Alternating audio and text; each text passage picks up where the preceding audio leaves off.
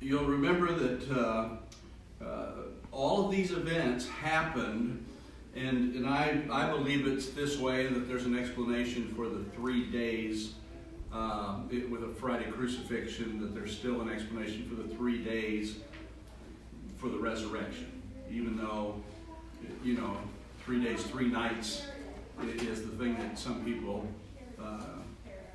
talk about and wonder how you can get 3 days and 3 nights from Friday, Saturday into Sunday morning. But there are some internal evidences that we just don't like necessarily to commemorate the Good Friday idea the way the Catholics and others do. So It's Good Thursday.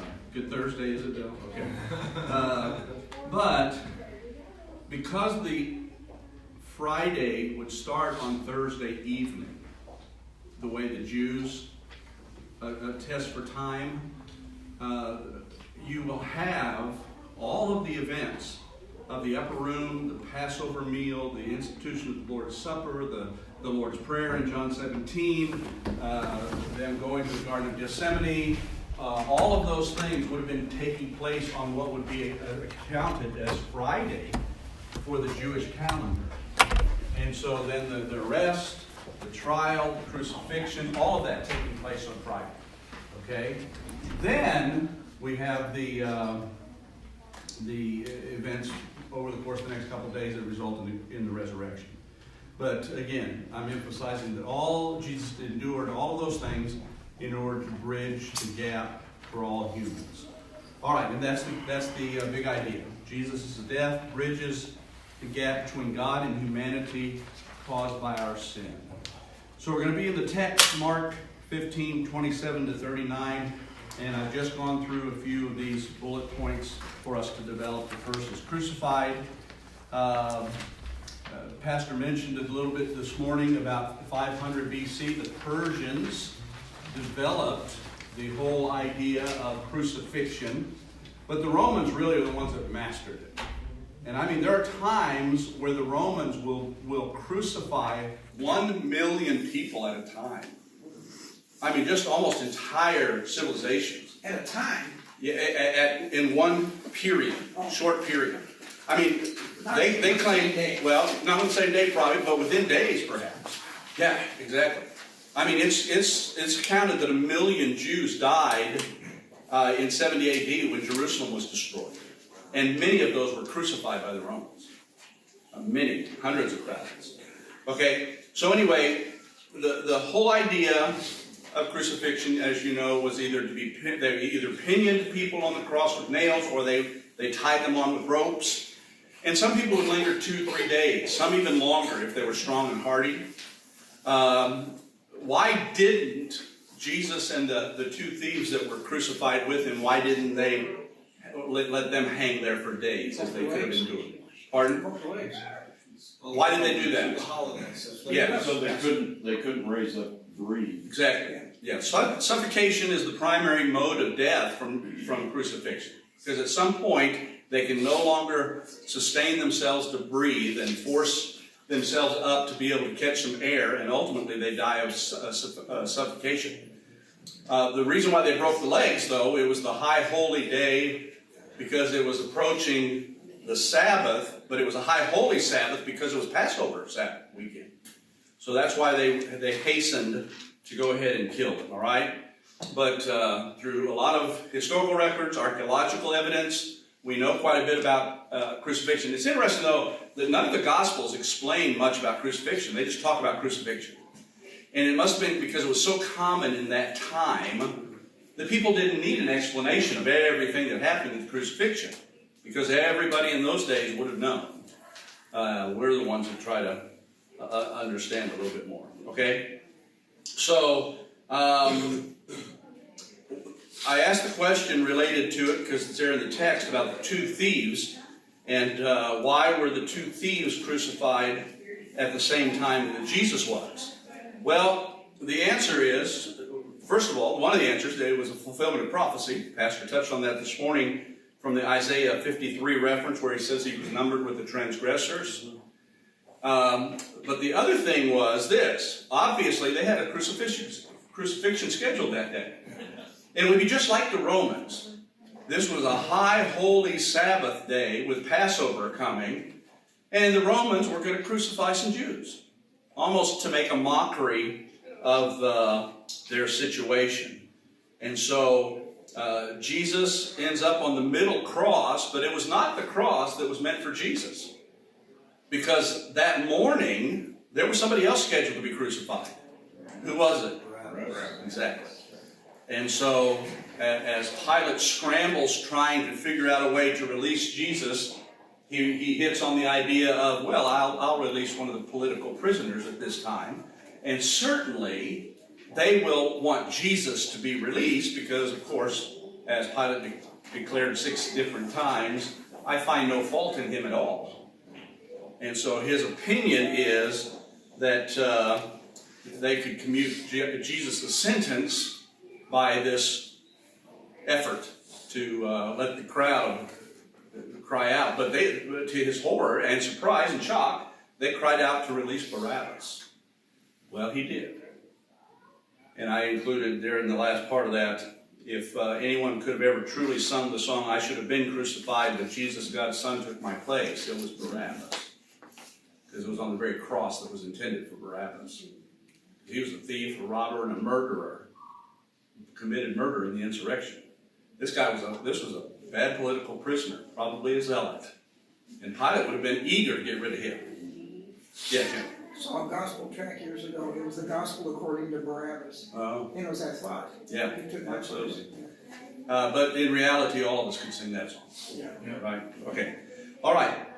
I dealt with the issue of the mocking because all of the indignities and humilities that Jesus experienced with the scourging and the crown of thorns and the soldiers, the way they treated him, still, once he's on the cross, there's a pretty serious thing that goes on with those that mocked him. And so I've included some of those things there from verses 29 to 30. He was exposed to these insensitive insults. They're walking by, they're jeering at him. Most of the people probably who were doing that, we know there were a few at the cross who were with Jesus, for Jesus. As far as we know, who's the only disciple that's there? John. The only one that's mentioned is John. Because Jesus, you'll remember, says to the disciple whom Jesus loved, behold your mother, woman, behold your son, right?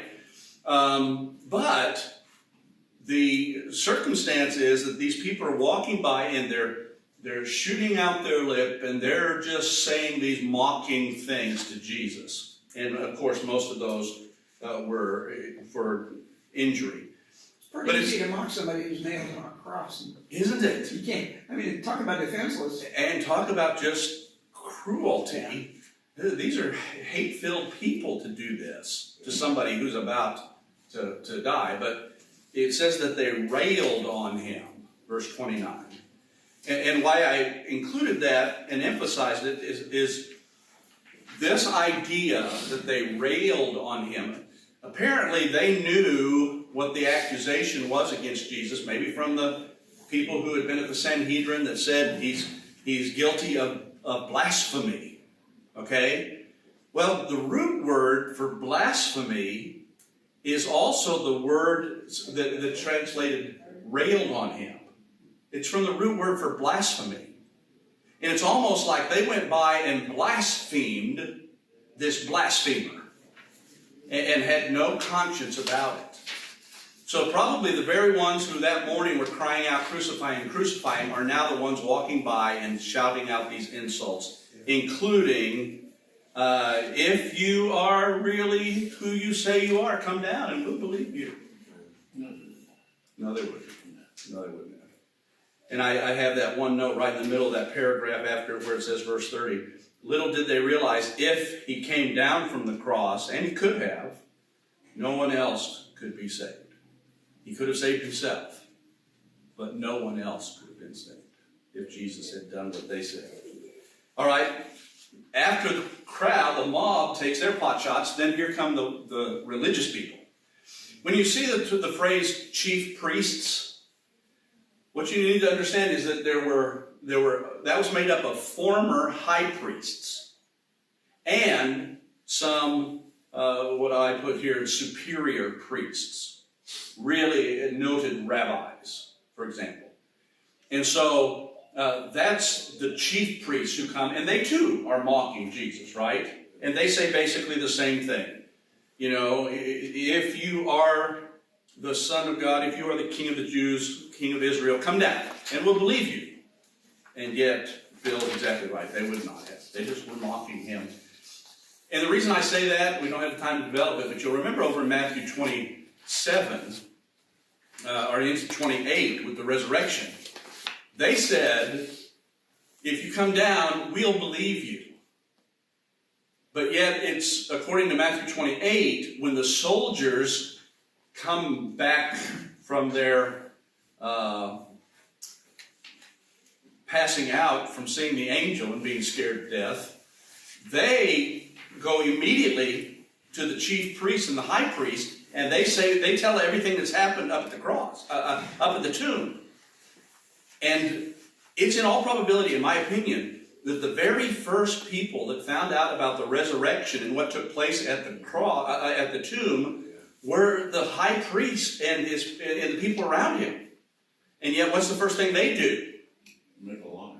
Yeah, they bribe these guys to tell a lie. But they would have known the prophecy of what Old Testament prophecy said Of you know, the crucifixion of, you know, like they know Isaiah, they Yeah, know what yeah, it says, yeah. but yet they're ignoring all of that truth Oh, absolutely. because it didn't line up with what they thought, with how they thought it should go. He didn't come to them and report it to them and say, I'm one of you, Yes. and so therefore they rejected it. Yeah. Yeah, and we've got to, it's expedient that one should die rather than us lose the whole nation. And Lose that's their what, jobs. that was their attitude, yeah. All right, just to hasten this, the idea of forgiveness. You know, the people who are watching all of these things, but there were two things that happened. Pastor touched on the veil of the temple, and I developed that a little bit, but also the eeriness of the darkness, and he touched on that too. And so these are two really kind of unusual things that accompanied the crucifixion of Jesus. But don't you know at noon that this heavy darkness settled in, and it lasts for 3 hours. Nobody that was there could have missed this. No. I mean, the Roman soldiers would have never seen anything like this. The high priests and those others who were mocking and jeering, they had to have had some impression that, what's going on? This is unusual, right? And yet, they still continue. The only utterance that Mark records from the cross sayings, we get a combination from all the Gospels that there were 7 things that Jesus said from the cross. But the one that he includes is this. Jason, this might answer your question that we've talked about a couple times. Mark preserves the use of Jesus' native dialect, Aramaic, in this edition of it, where he says, Eloi, Eloi, lama sabachthani. I kind of gave you a little bit of phonetics to say that. But what happened was, Mark puts the Aramaic, which was then translated into the Greek for our New Testament, which then the English writers went ahead and translated into the English, right? So there's a little bit of that language process going on, at least in Mark's edition of this. Again, he said, my God. And the question, why hast thou forsaken me, from Psalm 22 and what Jesus said, is not the question of why, but for what purpose. Okay, that's the way we should understand that. And it is, of course, the purpose that was always the plan, and that was to make the atonement. Okay, and then the victorious part is he cried out with a loud voice, gave up the ghost. Very interesting. That's all, it really almost understated the way Mark says it. Yeah. And he cried out with a loud voice. It doesn't tell us anything he said. Now we know from John's account, and I love John's gospel about it, because that's where he says, that it is finished, to telestai, it is finished. Luke records, I think, the idea of, Lord, into thy hands I commend my spirit. And then it is finished. But it was with a loud cry, even in John's account. So that's what all Mark summarizes. But the whole point of that is that Jesus was in total control. Yeah. He yielded his spirit at the moment it was time. When everything was finished, redemption was accomplished. He had done everything he had to do to atone. And John says, it is finished. Amen. And yet the whole point is, he even died on his schedule. Yeah. He was in control of all of it. And so the victorious part, of course, is the fact that 3 days later he rose from the dead. Amen. Okay? All right, let's go. Have fun with it.